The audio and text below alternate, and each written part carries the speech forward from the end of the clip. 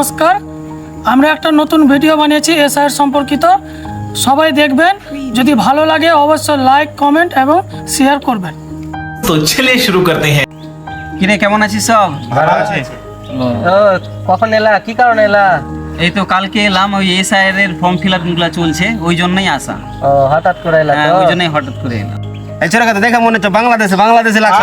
আমাকে বাংলাদেশি লাগছে। হ্যাঁ ভাই, হ্যাঁ বে, সত্যি বাংলাদেশি লাগছে বে। দেখো দেখো তো, তুই বাংলাদেশি লাগছে না? দেখো দেখো তো, বাংলাদেশি লাগছে দেখা ভাই। মনে হয় নতুন দেশে পাঠাতে হবে, বাংলাদেশ পাঠাতে হবে। বাংলাদেশ ওকে পাঠাতে হবে। এই চাল সরকলা বাদ দাও, বাদ দাও, তোর বাদ করি দাও, না তো। বাদ দাও। বলছি তুষার দা, আমাদের নাম ঠামগালা আছে তো? হ্যাঁ, এই লিস্ট দেখে তো বোঝা যাচ্ছে যে নাম তো আছে, কিন্তু ওই যে গাবলু যে আছে, হ্যাঁ টাকবালা, ওর কিন্তু নাম দেখতে পাচ্ছি না। 2002 সালের হিসাবে দেখতে পাচ্ছি। টাকলা গাবলু বুড়া। ও দেখবে গাবলুর বেটা ওদিক দিয়ে আসছে ওই। ধর ওই যে গাবলুর বেটা। সিম্পল বস কি বলছিলি? বস গাবলুর বেটা, তোর বাবার গাবলুর নাম নেই বে 2002 এর ভোটার লিস্টে। दादा हम बाबा नाम नहीं, हम दादा हम बाबा के देख लिया छे। যা যা যা যা जा ताड़ाताड़ी देख ले जा। बाबा हे तोर नाम नहीं।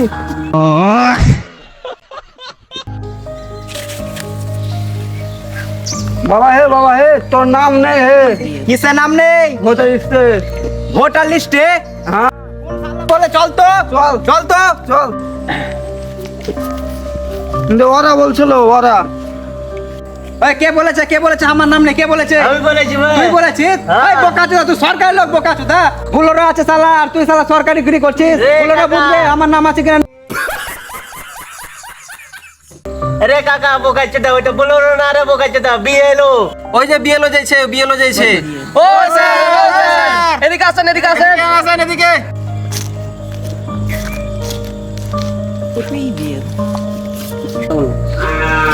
কি হয়েছে বলো। স্যার দেখেন তো গাবলুর 2002 এর লিস্টে গাবলুর নামটা আছে কি নেই? দেখেন তো বুলোরা স্যার, দেখেন তো আমার লিস্টে নাম আছে কিনা। ওরা বলছে 2002 সালে ভোটার লিস্টে নাম নেই। দেখেন তো বুলোরা স্যার। কি নামটা জানো তোমার? গাবলু মন্ডল, আমার নাম গাবলু মন্ডল। বাবার নাম হাবলু মন্ডল। হ্যাঁ এই তো আছে তো 868 নম্বর গাবলু মন্ডল, হাবলু মন্ডল। তোমরা সবাই ফর্ম পেয়েছো তো? তো স্যার কিভাবে ফর্মটা ফিল আপ করতে হবে আমরা তো জানি না। বসেন স্যার, বসেন।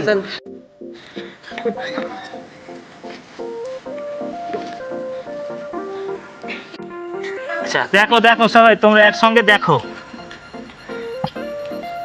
আচ্ছা তোমরা সবাই দেখো, এখানে লিখে আছে সাম্প্রতিক ফটো ছাটুন। হ্যাঁ, তো ছেলেরা সবাই বর্তমানে ছবি তুলে, পারলে তোমরা পিছন দিকটাকে সাদা রাখবে, রেখে এখানে ছবিটাকে সেটে দিবে। বুঝতে পারলে সবাই? আচ্ছা, তারপরে দেখো জন্ম তারিখ বলেছে। এই জন্ম তারিখটা তোমরা কিন্তু সবাই ভোটার কার্ড দেখে লিখবে। ভোটার কার্ডে যার যেটা আছে সে সেটাই লিখবে।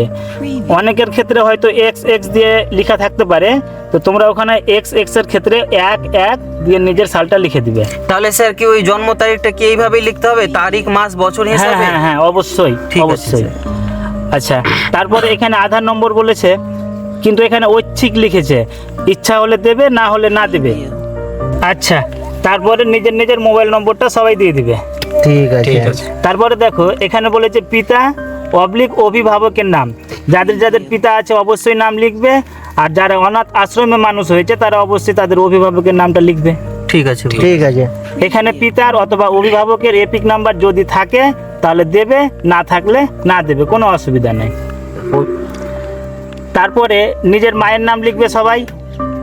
মায়ের এপিক নম্বরটা দেবে, যদি থাকে তাহলে দেবে, না থাকলে না দেবে। আচ্ছা, তারপরে দেখো স্বামী অথবা স্ত্রীর নাম চেয়েছে। যদি কোনো মহিলার বিয়ে হয়ে থাকে তাহলে অবশ্যই স্বামীর নাম লিখবে, বা কোনো ছেলের যদি বিয়ে হয়ে থাকে তাহলে অবশ্যই স্ত্রীর নাম লিখবে। আর যদি স্যার কারো যদি বিয়েই না হয়ে থাকে তাহলে এই ঘরটা পুরোটাই ফাঁকা রেখে দেবে। ঠিক আছে। আচ্ছা, তাহলে এখানে ওই রকমই স্বামী অথবা স্ত্রীর এপিক নম্বর থাকলে দেবে, না থাকলে না দেবে। আচ্ছা, আর একটা গুরুত্বপূর্ণ বিষয় ভালো করে শোনো। আচ্ছা, এখানকার লেখাগুলো সব 2025 অনুযায়ী সবাই লিখবে।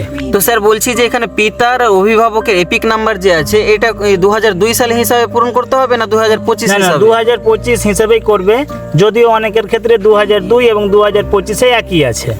ঠিক আছে, যদি আলাদা হয় তাহলে আলাদা লিখবে। তাহলে 2025 হিসাবে এটা লিখতে হবে। হ্যাঁ হ্যাঁ ঠিক আছে স্যার।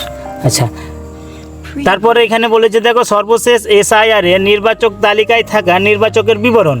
তো যাদের যাদের 2002 সালে অলরেডি ভোট হয়ে গিয়েছিল তারা এই ঘরটা পূরণ করবে, আর যাদের 2002 সালে ভোট হয়নি বা তারপরে হয়েছে তারা এই ঘরটা পূরণ করবে। ঠিক আছে স্যার।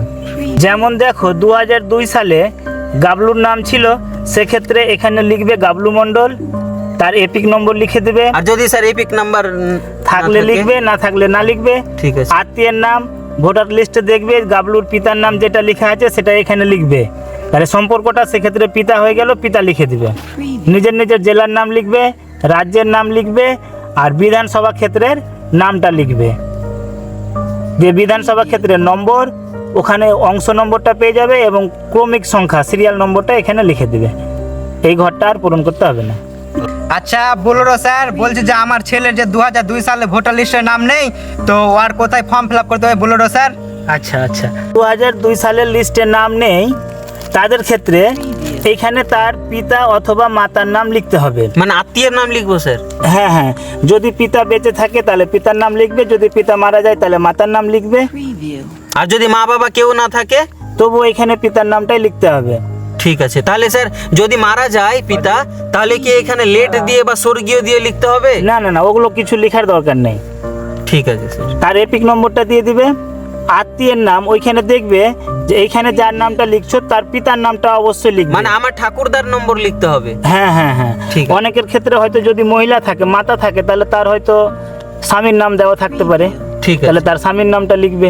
এবার সম্পর্কের ক্ষেত্রে হয় পিতা লিখবে, না হয় স্বামী লিখবে। মানে এই দুইজনের মধ্যে যে সম্পর্কটা হ্যাঁ, থাকবে হ্যাঁ। সেই সম্পর্কটা হ্যাঁ, এখানে হ্যাঁ, লিখবো। হ্যাঁ। ঠিক আছে। তারপরে নিজের নিজের জেলার নাম, রাজ্যের নাম, বিধানসভা ক্ষেত্রের নাম ভোটার লিস্টে পেয়ে যাবে, সেখান থেকে দেখে দেখে লিখবে।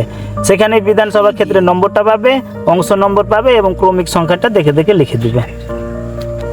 আর এইখানে যে ফর্মটা পূরণ করছে তার সই অথবা পরিবারের যে কোনো কেউ সই করে দিলেই হয়ে যাবে। যে কোনো কেউ করে দিলেই হবে? পরিবারের যে কোনো কেউ করে দিলেই হবে। ঠিক আছে। আর যদি সই করতে না পারে তাহলে তার বাম হস্তের বৃদ্ধাঙ্গুলের ছাপ নিয়ে দিলেই হবে।